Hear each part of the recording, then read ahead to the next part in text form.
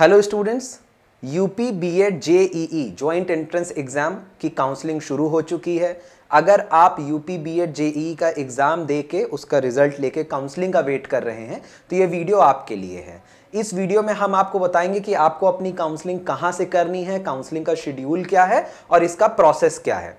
तो आइए देखते हैं काउंसलिंग। सबसे पहले आपको बुंदेलखंड यूनिवर्सिटी इस बार यूपी बीएड जेईई का एग्जाम कंडक्ट करवाई थी, तो काउंसलिंग भी बुंदेलखंड यूनिवर्सिटी ही करवाएगी। काउंसलिंग का रजिस्ट्रेशन करने के लिए आपको बुंदेलखंड यूनिवर्सिटी की जो ऑफिशियल वेबसाइट है bujhansi.ac.in पे जाना है। जैसे आप जाएंगे आपके सामने एक ऐसी स्क्रीन खुल जाएगी। यहाँ दो चीज लिखी हुई है, Uttar Pradesh BEd JEE 2023 website या बुंदेलखंड यूनिवर्सिटी ऑफिशियल वेबसाइट। तो ऑब्वियस है आपको उत्तर प्रदेश बीई 2023 को क्लिक करना है। जैसे ही आप क्लिक करेंगे आपके सामने एक ऐसी स्क्रीन खुल जाएगी। आप इस तरफ देखिए तो यहाँ लिखा है main counselling registration phase 1 starts from 15 सितंबर, मतलब 15 सितंबर से फेज 1 काउंसलिंग शुरू हो चुकी है। ठीक, अब फेज 1 क्या है आइए हम इसको देखते हैं। आप यहाँ पे जब क्लिक करेंगे काउंसलिंग शेड्यूल के लिए, शेड्यूल मतलब समय सारणी, तो एक डाउनलोड होगा, एक सेकेंड, ये ठीक, ये यूपी बीएड जेईई के काउंसलिंग का शेड्यूल है कि कैसे कैसे होगा। आप इसमें देख सकते हैं सबसे पहले क्या है, 1 रैंक से 75,000 रैंक तक फेज 1 की काउंसलिंग होगी। 75,000 1 रैंक से 2 lakh rank plus left over second phase की काउंसलिंग होगी। लेफ्ट ओवर का क्या मतलब होता है, वह स्टूडेंट जिन्होंने 1 रैंक से 75,000 के बीच की रैंक थी पर किसी कारण से वह इस काउंसलिंग में भाग नहीं ले पाए थे, उनकी काउंसलिंग छूट गई थी या कुछ भी प्रॉब्लम हुई थी जिसके कारण से वो काउंसलिंग में भाग नहीं ले पाए थे, तो वो 1 रैंक से 75,000 रैंक के बीच के जो भी स्टूडेंट बचे, अगर वो सेकेंड 75,000 1 से 2 लाख वाले जो फेज चल रहा है उसमें काउंसलिंग कराना चाहते हैं तो उनको अलाउड है, वो करा सकते हैं। उन्हीं के लिए लेफ्ट ओवर्स कहा गया है। ठीक, तो जो सेकेंड फेज है काउंसलिंग की वो 75,000 1 रैंक से 2 लाख रैंक तक है, और जो थर्ड फेज है वो 2 लाख से लेके जितनी भी रैंक तक गया है, लास्ट रैंक जो भी है वहां तक के लिए फेज 3 की काउंसलिंग रखी गई है। सब में लेफ्ट ओवर लिखा हुआ है। इसका मतलब ये कि अगर किसी भी कारण से आप फर्स्ट फेज में थे पर आपकी काउंसलिंग छूट जाती है तो आप सेकेंड फेज में काउंसलिंग करा सकते हैं। पर एक चीज इसमें ध्यान देने वाली बात यह है कि अगर आपने फर्स्ट फेज में रजिस्ट्रेशन किया, कॉलेज सेलेक्ट किया और जो कॉलेज आपको चाहिए था वो कॉलेज आपको ना मिलके कोई अन्य कॉलेज मिल जाता है, तब आप लेफ्ट ओवर में काउंट नहीं होते हैं। तब आप उस समय काउंसलिंग नहीं करा सकते लेफ्ट ओवर में, फिर आपको इंतजार करना पड़ेगा किसका, पूल काउंसलिंग तक का। ठीक, तब आपको इंतजार करना पड़ेगा पूल काउंसलिंग का। ठीक, तो यहां तक आप समझ गए। पहला रजिस्ट्रेशन, पहला फेज कब है, 15 सितंबर से रजिस्ट्रेशन शुरू हुआ है और कब तक होगा, 21 सितंबर तक। ठीक, यहां पे लिखा हुआ है रजिस्ट्रेशन एंड चॉइस फिलिंग। जब रजिस्ट्रेशन एंड चॉइस फिलिंग का मतलब होता है जहां वो लॉगिन, जहां से आपने अपना रिजल्ट या फॉर्म भरने के लिए जहां से आपने अपना एप्लीकेशन आईडी और पासवर्ड डाल के आपने लॉगिन करके अपना एडमिट कार्ड निकाला होगा, अपना रिजल्ट देखा होगा, वहीं से आपका रजिस्ट्रेशन होगा। सबसे पहले आपको 5,750 रुपए से रजिस्ट्रेशन कराना पड़ेगा। ठीक, जिसमें से 5,000 रुपए आपकी एडवांस कॉलेज फीस है और 750 रुपए आपकी काउंसलिंग फीस है। तो 5,750 रुपए से आप सबसे पहले अपना रजिस्ट्रेशन करते हैं। फिर जब आप रजिस्ट्रेशन कर लेते हैं तो आपके पास सारे कॉलेजेस खुल जाते हैं जिसको आप चॉइस करना चाहते हैं, जिसको आप चुनना चाहते हैं। बहुत ही समझदारी से इस चॉइस फिलिंग को करिएगा। मैंने देखा है कई बार कि बहुत अच्छी रैंक वाले स्टूडेंट भी ये गलती कर बैठते हैं कि बहुत ऑप्शंस में बहुत कम कॉलेज डालते हैं जिनकी वजह से उनको कोई कॉलेज नहीं मिलता है, और फिर बाद में उनको पूल काउंसलिंग आते आते जितने भी अच्छी सीट्स हैं वो सब फुल हो जाती हैं और उनको कहीं बहुत दूर का कॉलेज लेना पड़ता है। तो ये चॉइस फिलिंग बहुत ही अच्छे से, बहुत ही इंटेलिजेंट तरीके से करना है। अगर आपकी रैंक 1 से लेके 5,000 तक के अंदर में है तो आपको पूरी उम्मीद है कि गवर्नमेंट कॉलेजेस मिलेगा। बट ऐसी गलती मत करिएगा कि सिर्फ गवर्नमेंट कॉलेज डाल के चले आए।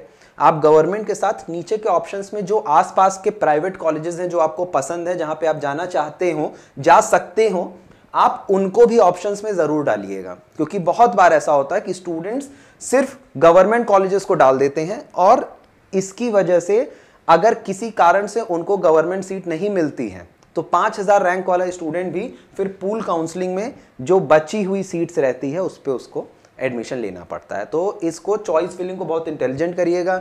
दूसरा, इतने सारे ऑप्शंस भी मत डाल दीजिएगा कि जो कॉलेज आपको लेना ही नहीं है उसको भी आपने डाल रखा है अपने ऑप्शंस में, और अगर किसी तरह से कुछ प्रॉब्लम के कारण आपको वो कॉलेज मिल जाता है तो फिर आपका जो 5,750 रुपये आपने जमा किया है, और अगर आप वो कॉलेज नहीं लेना चाहते हैं तो आपका 5,000 रुपये वेस्ट हो जाएगा।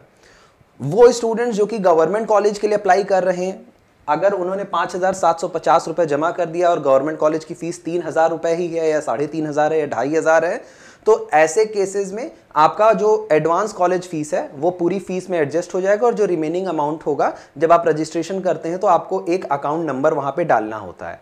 वो अकाउंट नंबर आप अपना डाल सकते हैं या अपने माता पिता का डाल सकते हैं, उस अकाउंट में आपका पैसा वापस आ जाता है ऐसे केस में।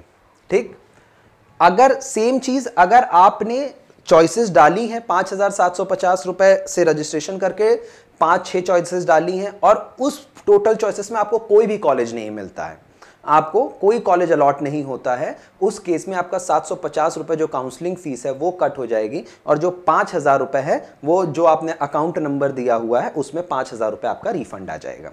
ठीक है, 22 तारीख तक आप चॉइस फिलिंग कर सकते हैं।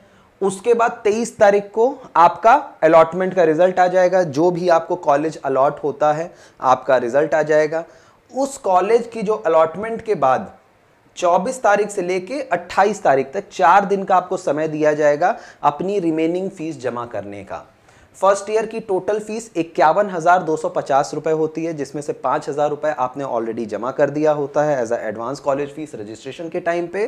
तो 46,250 रुपए अब आपको और जमा करना है उसी सेम रजिस्ट्रेशन से, जो आपने जहां जिस लॉगिन पे करके आपने अलॉटमेंट जहां से चेक किया, अपना रजिस्ट्रेशन किया, अपनी काउंसलिंग की, चॉइस फिलिंग की, फिर अलॉटमेंट का रिजल्ट देखा, उसी के नीचे आपको फीस पेमेंट का ऑप्शन आएगा।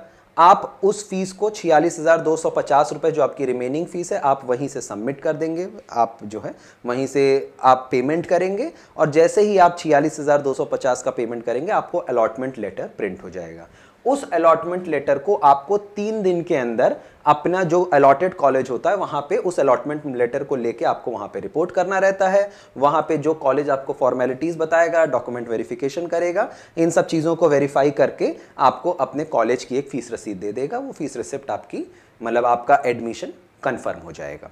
ठीक, ये पूरा प्रोसेस है काउंसलिंग का। इसमें 2-3 जगह पे प्रॉब्लम आपको आ सकती है। जो ग्रामीण क्षेत्र के स्टूडेंट्स हैं, हो सकता है उनके पास डेबिट कार्ड ना हो, क्योंकि ये सारा पेमेंट ऑनलाइन के ही माध्यम से होगा। हो सकता है आपके पास डेबिट कार्ड ना हो। अब तो वैसे ये चीज़ मानना थोड़ा मुश्किल है कि परिवार में किसी के पास भी कोई क्रेडिट कार्ड या डेबिट कार्ड ना हो, ये थोड़ा सा डिफ़िकल्ट सिचुएशन है, पर हो सकता है ना हो। तो ऐसे सीन और ऐसे सिचुएशंस में बहुत सारे साइबर कैफ़े होते हैं, वो आपसे कुछ प्रोसेसिंग फ़ीस एक्स्ट्रा लेते हैं, बट वो आपके बिहाफ पे पेमेंट्स कर देते हैं कैश लेके। इसके अलावा ऐसा भी हो सकता है कि आपके पास डेबिट कार्ड तो है पर जब आप पेमेंट कर रहे हैं तो वो फेल हो जा रहा है। तो इस केस में आप अपने बैंक से अपने डेबिट कार्ड की लिमिट चेक करवा लीजिए। जो आपका डेबिट कार्ड होता है, एटीएम कार्ड, उसकी अलग अलग लिमिट होती है। किसी की लिमिट 20,000 होती है, किसी की 30,000 होती है, किसी की 50,000 होती है। क्योंकि 46,250 रुपये आपको पेमेंट करना है, तो आपकी कार्ड की लिमिट 46,250 रुपये से ऊपर होनी चाहिए, तभी आपका पेमेंट हो पाता है। नहीं तो हो सकता है कि बार बार आपका पेमेंट फेल हो जाए। इसके अलावा बहुत सारे स्टूडेंट के बहुत सारे डाउट्स होते हैं। मैंने अपने तरफ से पूरा ट्राई किया है कि मैं आपके सबके डाउट्स क्लियर कर दूं। मैंने आपको काउंसलिंग का प्रोसेस स्टेप बाय स्टेप बता दिया है कि कैसे करना है। इसके अलावा भी अगर आपको कोई भी डाउट होता है तो आप नीचे कमेंट करके बिल्कुल फ्रीली आप मुझसे पूछ सकते हैं। मैं ट्राई करूंगा कि मैं सबका आंसर करूं, और नीचे वीडियो में मेरा फ़ोन नंबर भी लिखा हुआ है, आप मुझे डायरेक्ट कॉन्टैक्ट करके कॉल करके पूछ भी सकते हैं कि क्या प्रोसेस है। इसके अलावा सेम प्रोसेस सेकेंड फेज वालों के लिए कब है? 23 तारीख से शुरू है। आपकी चॉइस फिलिंग 2 अक्टूबर तक होगी, फिर अलॉटमेंट 3 अक्टूबर को होगा, और आपको पेमेंट करने के लिए 9 अक्टूबर तक का समय दिया जाएगा। इसी तरह जो थर्ड फेज वाले हैं, मतलब 2 लाख से ऊपर रैंक वाले जो स्टूडेंट्स हैं, उनका रजिस्ट्रेशन 3 अक्टूबर को होगा। चॉइस फिलिंग आपकी 10 अक्टूबर तक चलेगी, अलॉटमेंट 11 को होगा, और आपको 16 तारीख तक का समय दिया जाएगा। अब आते हैं कि आपको कॉलेजेस किस तरह से भरने हैं।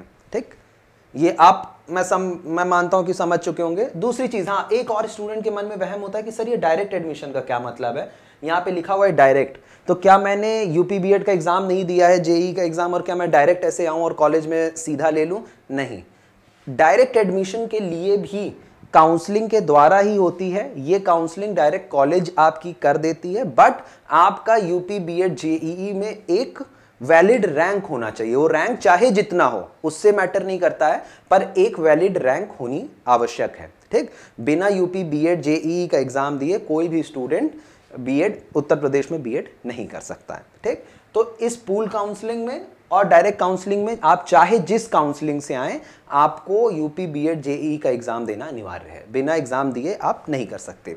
ठीक, इसके अलावा स्टूडेंट्स पूछते हैं कि सर ये अगर मैं डायरेक्ट में आऊँ तो क्या कुछ फीस कंसेशन हो सकती है?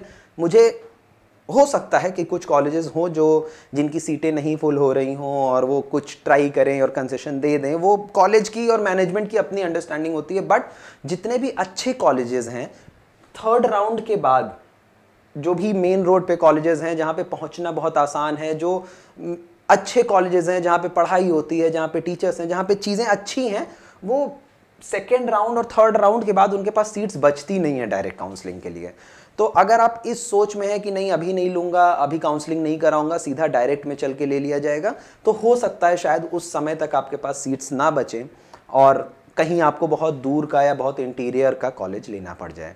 तो इसलिए डायरेक्ट एडमिशन तक का वेट ना करिए। अगर आपकी रैंक ठीक ठाक है, अच्छी है, तो आप डायरेक्ट काउंसलिंग के माध्यम से ही अपना एडमिशन लीजिए। ठीक, अब आती है बात कि एक सेकेंड,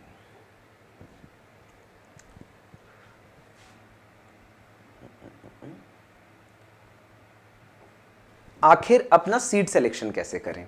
ठीक, सीट सिलेक्शन करने के लिए यहाँ पे आपको seat detail for UP BEd JEE लिखा हुआ है, ये आपको सीट मैट्रिक्स खोल के दे देगा। ठीक, यहाँ पे आपके सीट मैट्रिक्स खुल जाएगा। यहाँ पे सारे कॉलेजेस की कितनी सीट बची है इसका आपको यहाँ से डिटेल मिल जाएगा कि किस कॉलेज में कितनी सीटें बची हुई हैं, कितनी सीटें फिल हो गई हैं, आर्ट स्ट्रीम में कितनी हैं। देखिए बीएड में दो स्ट्रीम होती है, एक होती है आर्ट और कॉमर्स की कंबाइंड और एक होती है साइंस और एग्रीकल्चर की कंबाइंड। आप किस स्ट्रीम से बीएड कर रहे हैं पहले तो ये मैटर करता है, फिर दूसरी आप किस यूनिवर्सिटी से करना चाहते हैं। अब आपके एरिया में जो यूनिवर्सिटी हो आप सबसे पहले उसको देख लीजिए। जैसे अब हमारे यहाँ महात्मा गांधी काशी विद्यापीठ, तो आप नीचे से जाके महात्मा गांधी काशी विद्यापीठ वाराणसी को सेलेक्ट कर लीजिए। यहाँ पे हर कॉलेज में कितनी सीट्स हैं ये आपको दिखती जाएगी। तो अभी मैंने एसी सेलेक्ट किया है, एसी का मतलब होता है आर्ट्स एंड कॉमर्स। किस कॉलेज में कितनी सीटें हैं आपको दिखता जाएगा। किसी भी कॉलेज को खोजने के लिए यहाँ पे ABCD मतलब अल्फ़ाबेटिकल ऑर्डर में लगा हुआ है कॉलेज का नाम। हाँ, और साथ साथ कॉलेज को, हर कॉलेज को अपना एक कोड दिया जाता है। जैसे पंडित महावीर प्रसाद त्रिपाठी महाविद्यालय, इसका कॉलेज कोड है SV 2690। यहाँ पे आप देख सकते हैं कॉलेज का फ़ोन नंबर, ईमेल एड्रेस सब कुछ दिया हुआ है। यहाँ पे आर्ट एंड कॉमर्स की 72 सीट्स हैं और साइंस एंड एग्रीकल्चर की 28 सीट्स हैं अभी फ़िलहाल, क्योंकि काउंसलिंग शुरू ही नहीं हुई है चॉइस फिलिंग, तो टोटल 72 सीट्स बची हुई हैं। ठीक, यहाँ पे आपको टोटल कितनी सीटें बची हैं वो दिखाएगा। तो जब भी आप सीट सेलेक्ट करें, इसको देख के सेलेक्ट करें, आप अपनी चॉइस फिलिंग करें कि किस कॉलेज में कितनी सीट्स बची हैं और क्या मेरी रैंक तक कितनी सीटें बची रहेंगी, उस हिसाब से आप अपने कॉलेज का सिलेक्शन करें। अगर यहाँ पे 0 दिखा रहा है तो इसका मतलब है कि कोई भी सीट नहीं बची है, तो उस कॉलेज को सेलेक्ट करने का अपने चॉइस फिलिंग में कोई फायदा ही नहीं है, क्योंकि वहाँ पे सीट्स ही 0 हैं। तो इसलिए जब आप सीट सिलेक्शन करते रहें तो इसको दिमाग में रख के ही सीट सेलेक्ट करें।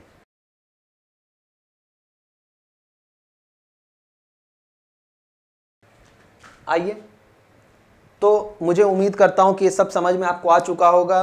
आप यहां से, यहां लिखा हुआ है click here to counselling login, आप यहाँ पे क्लिक करेंगे, आपका रजिस्ट्रेशन जो कैंडिडेट का लॉगिन है वो खुल जाएगा। यहाँ पे आप अपनी यूज़र आईडी और पासवर्ड डाल के लॉगिन करेंगे और उसके अंदर ही आपकी पूरी काउंसलिंग हो जाएगी। आपको कहीं जाने की आवश्यकता नहीं है काउंसलिंग कराने के लिए, किसी कॉलेज में जाने की आवश्यकता नहीं है।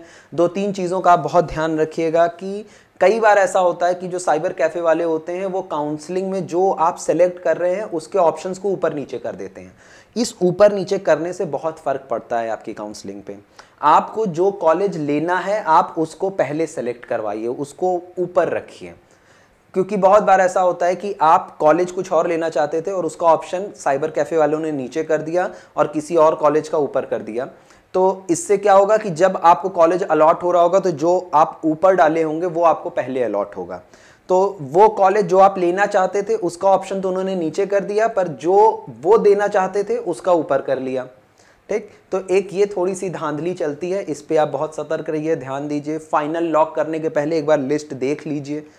पहले फाइनल लॉक करने से पहले एक बार एक प्रोविजनल लॉकिंग होती है, प्रोविजनल लॉकिंग में वो सीट कैसे है आप देख लीजिए कि किस हिसाब से उसने किस ऑर्डर में किस क्रम में कॉलेजेस को लगाया है, इस पे बहुत ध्यान दीजिए। दूसरी चीज़ की फीस पेमेंट में अगर आपको कोई कॉलेज अलॉट हो जाता है तो उसके फी पेमेंट में भले आपको 4 दिन का समय दिया गया हो पर लेट मत करिए। कई बार ऐसा होता है क्योंकि ये गवर्नमेंट वेबसाइट है, यहाँ पे पेमेंट्स कई बार फंस जाते हैं और पेमेंट का रिटर्न आने में टाइम लगता है। मैं मानता हूँ कि 46,250 रुपये बहुत बड़ा अमाउंट होता है। अगर किसी तरह आपने एक बार 46,250 रुपये का पेमेंट कर दिया है और भगवान ना करे पर किसी भी कारण से वो पेमेंट कहीं पे फंस गया है तो उसको वापस आने में 2 दिन का समय लगता है। अगर आपने लास्ट डे पे पेमेंट किया है तो अब आपके पास टाइम ही नहीं रह जाएगा कि आप उस पेमेंट के वापस आने का इंतज़ार कर पाएँ।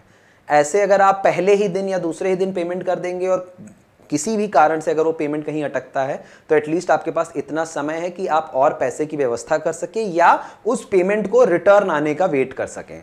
तो इसलिए बहुत लेट नहीं करना चाहिए पेमेंट करने में, पेमेंट हमेशा जल्दी से जल्दी ही कर देना चाहिए।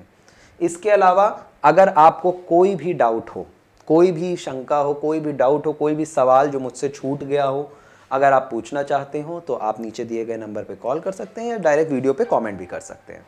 Thank you very much.